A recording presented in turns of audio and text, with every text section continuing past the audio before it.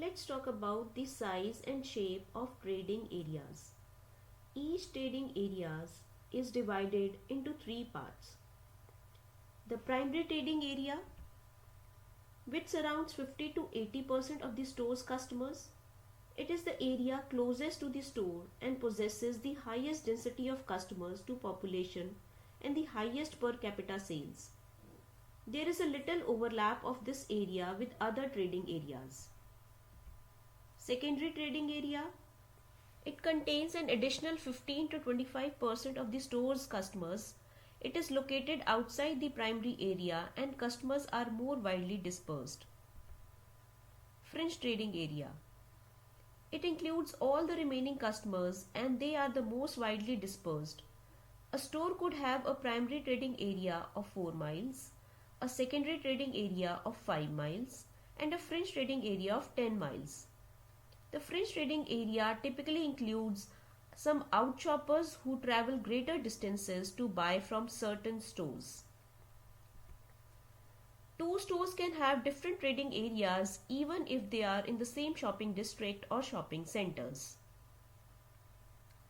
When one store has a better assortment, promotes more, and creates a stronger image, it becomes a destination store and generate a trading area much larger than that of competitor.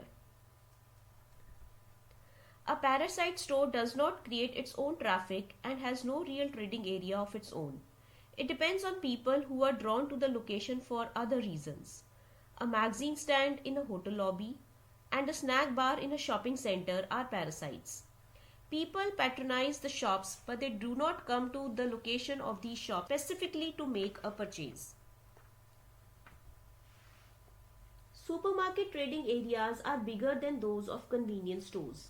Customers go to the supermarket because it offers a better product selection. They go to the convenience store because of the need for a couple of fill-in items. In a regional shopping center, department stores have the largest trading area, followed by apparel stores, gift stores having comparatively small trading areas. Whenever potential shoppers are situated between two competing stores, the trading area is often reduced for each store. The size of each store trading area normally increases as the distance between stores grows. Physical barriers like toll bridges, poor roads, railway tracks, one-way streets usually reduce trade area size. Economic barriers such as different sale taxes in two towns also affect the size and shape of trading area. In a community where a newspaper or other local media is available, retailer can afford to advertise and enlarge its area. If a local media is not available, retailer would have to weigh the cost of advertising in countryside or regional media against the possibilities of a bigger trading area. Delineating the trading area. Let's talk about delineating the trading area of an existing store. The size, shape and characteristics of a trading area for an existing store or shopping district or shopping center can be delineated quite accurately. Store records, including secondary data, or special research study, including primary data, and computer-generated maps can measure the trading area. Store records can reveal customer addresses. For credit customers, the data can be obtained from a retailer's billing department. For cash customers, addresses can be acquired through deliveries, cash sales slips, store contest. The task is relatively inexpensive and quick because the data is readily available. Many big retailers have computerized credit card systems. They can define primary, secondary and fringe trading area in terms of the following. The frequency with which people from various geographic locates shop at a particular store, or the average purchases at a store by people from given geographic locations, or by the concentration of stores' credit card holders from given geographic locations. A retailer can also collect primary data to determine trading area size. It can record license plate numbers of cars parked near a store, find journal addresses of those vehicle owners by contacting the state motor vehicle office, and then note them on a map. If a retailer desires more geographic and lifestyle information about consumer in particular, it can buy that data. After delineating a trading area, the retailer should map people's location and densities, either manually or with GIS software. Customers can be lured by promotions aimed at particular zip codes.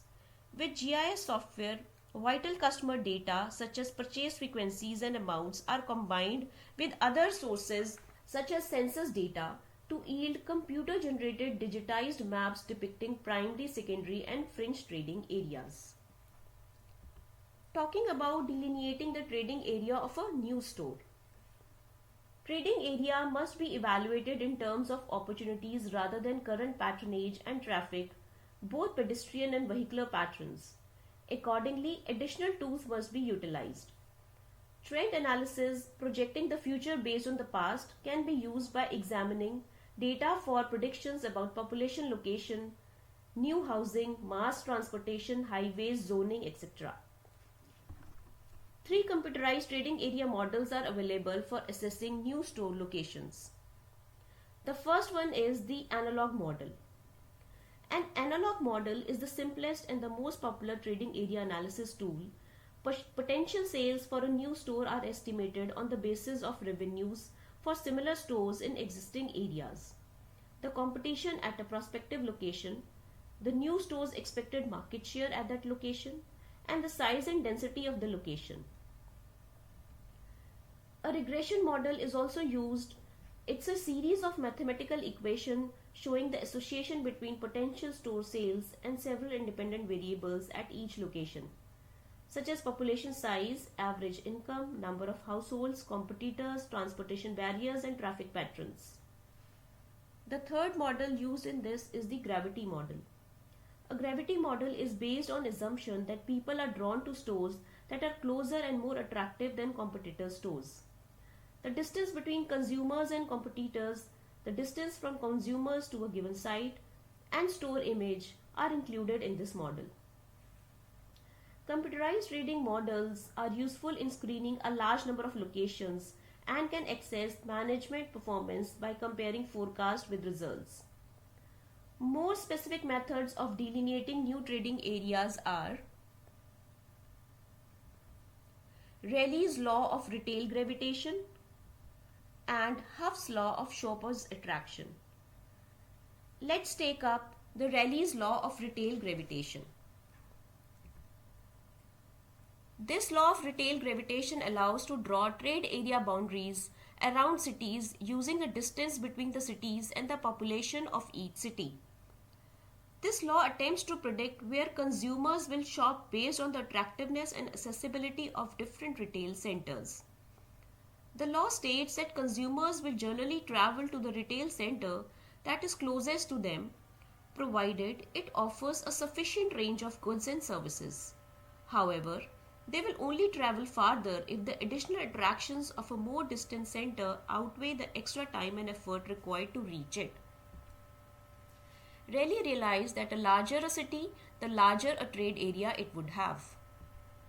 Two cities of equal size have a trade boundary midway between them. When cities are of unequal size, the boundary lies closer to the smaller city, giving the larger city a larger trade area. Rayleigh's law is often depicted graphically using concentric circles around each retail center, with the size of each circle representing the zone of influence or trade area for that center. The point where the trade area of two centers intersect marks the boundary at which consumers are indifferent between the two options, assuming all other factors are equal. This concept is crucial for urban planners, developers, and retailers as it helps them understand consumer behavior and make informed decisions about site selection, market positioning, and competition. By analyzing factors such as demographics, transportation infrastructure, and the retail mix, stakeholders can optimize the location and design of retail centers to attract the maximum number of consumers and enhance their competitiveness in the marketplace. Huff's law of Shopper's attraction. This law highlights the importance of the store layout and design in attracting and retaining customers.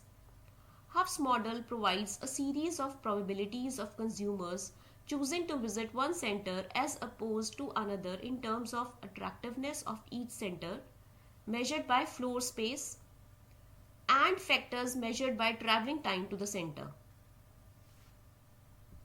This law suggests that the more merchandise a store has, the more attractive it becomes to shoppers.